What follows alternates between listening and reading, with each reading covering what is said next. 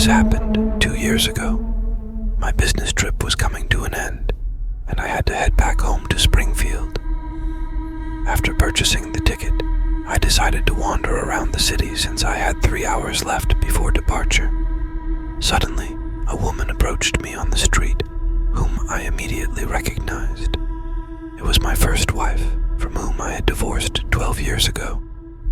Zoe hadn't changed much, except that her face had become too pale. Apparently, this unexpected encounter affected her as much as it did me. I loved her deeply, almost painfully, and that was one of the reasons for our divorce. I was overly jealous, even of her own mother. Whenever she was slightly delayed, my heart would start pounding furiously and it felt like I was dying. Eventually, Zoe left me, unable to withstand my daily interrogations about where she had been, with whom, and why. One day, I returned from work with a little puppy tucked under my arm, intending to surprise her with a cute gift. However, she was not in the room, and there was a note on the table. In that note, she explained that she was leaving, despite still loving me. My suspicions tormented her, and she made the decision to part ways. Zoe asked for my forgiveness, and begged me not to look for her. And now, after 12 years of separation, I accidentally ran into her in the city where I was on business. We talked for a long time, and during our conversation, I remembered that I might be late for the intercity bus. Finally, I decided to say, "I'm sorry, but I need to go. I'm already late for my bus." At that moment, Zoe said, "Alex, do me a favor, please. I understand you're in a hurry, but for the sake of what was good between us, don't refuse my request. Let's go into one office. It's very important to me and I can't go there alone." Naturally, I agreed, but said, "Just quickly." We entered some large building and wandered through it for quite a while, moving from one wing to another. We went up and down stairs, and it seemed to me that only 15 minutes had passed.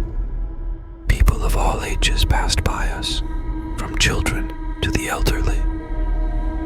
At that moment, I didn't think about what children and the elderly could be doing in an administrative building. My thoughts were entirely occupied by Zoe. At some point, she entered a room, closed the door behind her, and before closing it, she looked at me as if saying goodbye and said, "It's so strange after all these years. I couldn't be with you, nor without you." I stood by the door and waited for her to come out. I wanted to ask her what she meant by the last phrase, but she didn't return. It was then that I seemed to come to my senses. I realized clearly that I needed to leave, and here I was standing, late for my bus. Looking around, I got scared. The building I was in turned out to be an abandoned structure. Instead of window openings, there were holes. There were no staircases at all. Boards lay around, and I had to carefully descend. I was an hour late for the bus, and I had to buy a new ticket for another trip.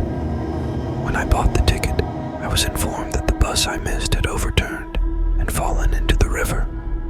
None of the passengers survived.